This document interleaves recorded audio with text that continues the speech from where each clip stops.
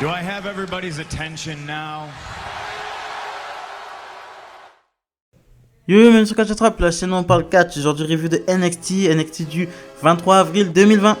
On arrive directement sur, on nous montre directement une vidéo qui c'est post-show du vestiaire de Finn Balor saccagé et le Prince a disparu.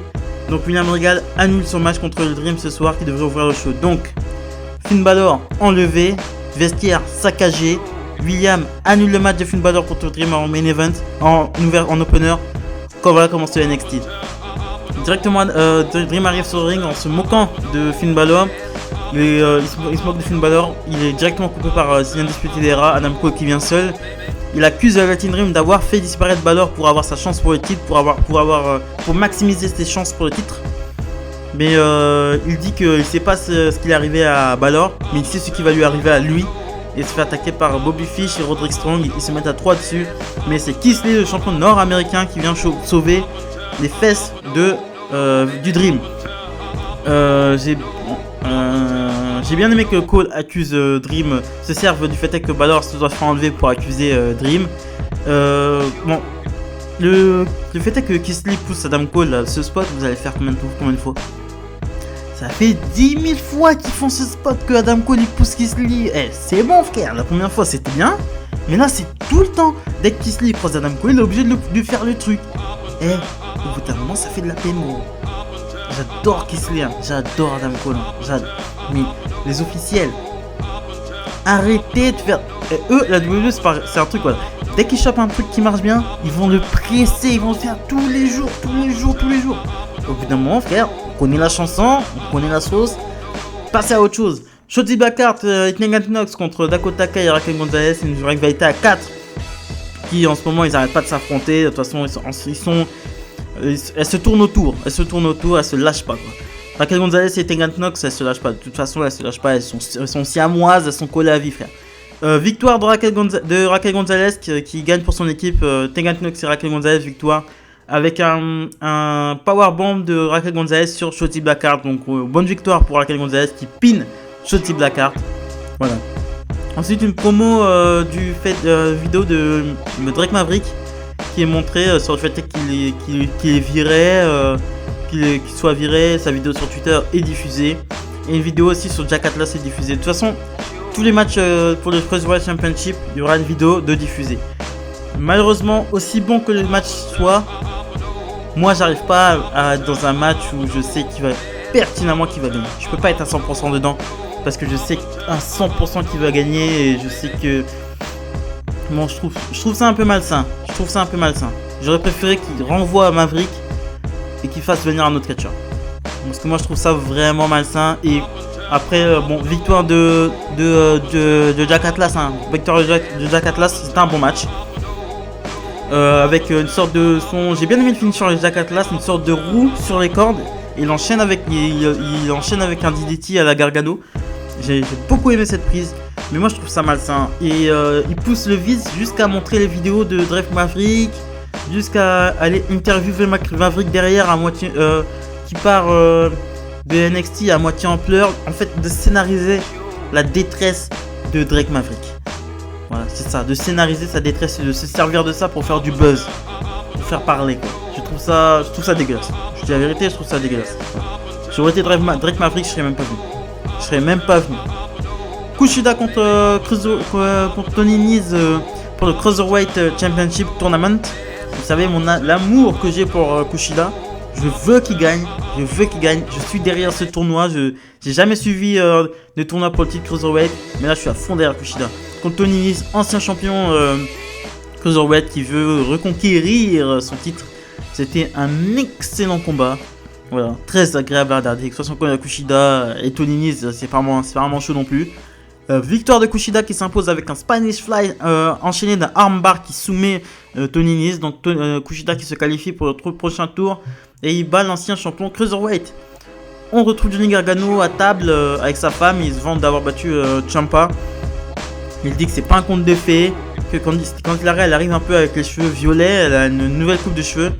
En fait, en gros, il se plaint du mauvais traitement que lui et sa femme ont reçu à NXT, que malgré qu'ils soient les meilleurs catcheurs, ils sont très mal bookés. Enfin, en gros, hein, je vous explique en gros ce qu'il disait. qui sont très mal utilisés, qui sont très mal bookés, et que maintenant ils se font en gros leur propre destin et qui compteront que sur eux-mêmes, qui deviendront lui NXT champion et elle NXT Women Champion. Ça me plaît, ça fait 1 an que Gargano depuis la trilogie avec Adam Cole, ça fait 1 an qu'il n'a pas approché du titre NXT. Ça fait vraiment plaisir qu'il puisse se réapprocher du titre. Et pour moi, il doit carrément avoir ses chances, parce qu'il a battu quand même Tommaso Ciampa. Voilà, il doit avoir sa chance pour le titre. Il mérite plus pour moi que le Dream. Dream, il a fait quoi? Il a perdu au Steel Cage. Et non, pour moi, je suis désolé, mais Gargano mérite plus que Velveteen Dream. Mia Yim contre Jessi Kamea. C'était un match pour mettre over Mia Yim, clairement, pour son match contre Charlotte Flair. Mia Yim gagne avec un AMI. Charlotte Flair arrive, elle dit que ça fait 5 ans qu'elle a fait face à Mia Yim et que ce match a lancé sa carrière. Et elle dit que la même chose se reproduira quand elles se rencontreront, elle le gagnera. Cette rivalité, je comprends pas. Je vous dis franchement, je comprends pas. Charlotte Flair, elle devait pas affronter Io Shirai. Je sais pas, elle devait affronter Io Shirai, non? Là, ils lui mettent Mia Yim. Attends, là, du jour au lendemain, alors Charlotte Flair, elle arrive la semaine dernière, elle dit quoi? Ouais, Mia Yim, on s'est affronté. En fait, elle parle de Mia Yim comme s'ils étaient égales. Mais vous êtes pas égales. Mia Yim, ok, Mia Yim, Charlotte Flair, ça fait 5 ans que vous êtes là. Mais vos carrières ne sont pas du tout parallèles. Ou alors à l'envers. Mia Yim, qu'est-ce qu'elle a fait en 5 ans? Elle a jamais bougé d'NXT. Elle a fait 2 matchs dans le roster principal. C'est une jobbeuse, Mia Yim. Mia Yim est une jobbeuse. Mia Yim c'est pas Charlotte Flair. Charlotte Flair, c'est la plus grande diva de tous les temps. 10 championnats du monde en 5 ans. Un Royal Rumble qu'elle a gagné cette année. 2 championnats NXT. À part, attends, il n'y a pas 10 000 2 fois championne NXT, il n'y en a pas 10 000 2 fois. Elles sont 3, je crois. Il doit y avoir Asuka, Shayna Baszler et Charlotte Flair. Elles sont 3, c'est tout. Voilà. Mais le fait est qu'elle parle de Mia Yim comme si elle était égale. Mais vous n'êtes pas égal. Mia Yim n'a jamais quitté NXT. Ça fait 5 ans qu'elle est NXT. Et elle n'a jamais gagné un titre NXT. Si elle aurait gagné un titre NXT, ok, il n'y a pas de souci. Mais tu n'as rien gagné, t'as rien pour te crédibiliser. Tu n'as rien, t'as quelques victoires des fois, t'es une jobbeuse 2 fois de luxe, c'est tout. Hein, t'es une adversaire qu'on met contre des adversaires largement plus forts que toi pour opposer un peu plus de résistance. Mais c'est tout ce que tu es, Mia Yim. Je suis pas méchant, mais c'est tout ce qu'elle est. Donc cette rivalité, je ne comprends pas. À part s'ils veulent faire gagner Mia Yim et faire partir Charlotte vers le roster principal. Et ensuite, après, Io Shirai, je sais pas, elle a un match ou elle a une mallette? Parce que si elle a une mallette, elle peut faire son cashing. Voilà, et devenir championne. Voilà. Moi, je sens que Io Shirai va devenir championne. Je sais pas pourquoi, mais j'ai hâte de voir Io Shirai contre Charlotte Flair, mais Mia Yim contre Charlotte Flair, vas-y, c'est pas possible. J'ai pas envie de voir ça, ça n'a aucun sens. Aucun sens. El Hero contre Jack Gallagher pour le titre Cruiserweight. Pour le Cruiserweight Tournament. Nouveau look pour Jack Gallagher. Un look un peu plus bad boy. Il vient plus avec son parapluie et son costume 3 pièces.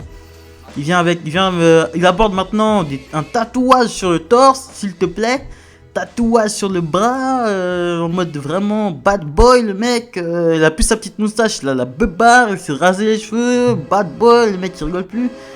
Bon, ce nouveau look lui a pas apporté la victoire malheureusement. C'est El Hero qui s'impose avec un Samoan Driver.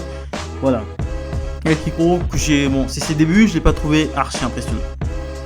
Après c'est un petit le match était bon, le match était bon, mais bon, je m'attends un peu plus d'un luchador quand même. Voilà. Et El Hero à la fin du combat sur le parking. Et 2 kidnappeurs tentent de l'enlever, toujours avec des masques de luchador. Mais lui réussit à s'enfuir, contrairement à Raúl Mendoza et l'autre qui se sont fait enlever en mode normal. Ils ont même pas discuté. El Hero réussit à s'en sortir. Donc 3ème, c'est la première tentative d'enlèvement et 3ème enlèvement à NXT. Donc t'as Raúl Mendoza, un autre je crois. Et et Finn Balor, mais je pense pas que ce soit par la même personne. Je pense que Raúl Mendoza, El Hijo et l'autre, ça doit être les Luchadors, ça doit être une autre histoire, mais clairement, Finn Balor, c'est Killer Cross, Killer Cross, ou il a un nouveau nom, je crois. Bon, j'ai pas capté, mais pour faire, il a un nouveau nom, Killer Cross, pour faire moins tueur. Mais voilà, c'est ce que je pense. Je pense que Killer Cross a enlevé Finn Balor. Damian Priest fera face à Keith Lee la semaine prochaine pour le titre nord-américain. Voilà, il aura droit à son match solo contre Keith Lee pour le titre nord-américain. Voilà, on arrive au main event of the evening. Dream et Keith Lee contre The Undisputed Era, Adam Cole et Roderick Strong. Donc c'est le Dream qui arrive sur le ring avec Keith Lee, ensuite Keith Lee, ensuite The Undisputed Era. Le match commence. Priest arrive très rapidement et met plusieurs coups de barre de fer dans le torse, sur le torse de Keith Lee, ce qui lui coupe la respiration. Keith Lee est obligé de déclarer forfait.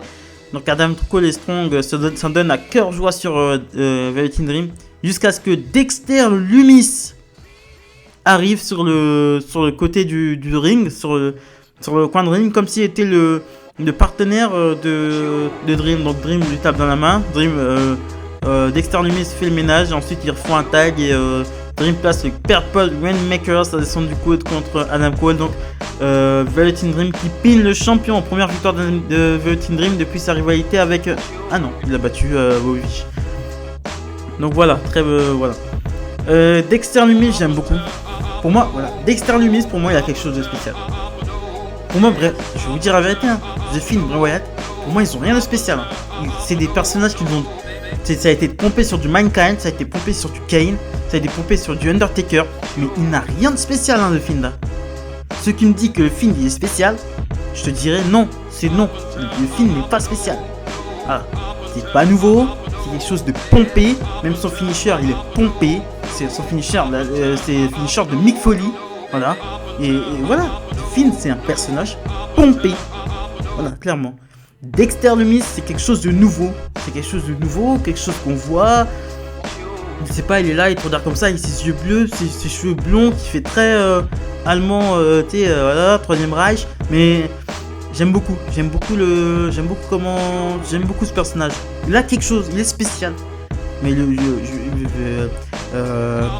il s'appelle, le Fiend, je suis désolé, et Bray Wyatt n'est pas spécial. Voilà, il faut dire ce qui est. Donc c'était l'épisode ce que je pensais du NXT du 22 avril 2020. Abonnez-vous, likez, commentez, c'est très important pour le développement de la chaîne. Salut les amis!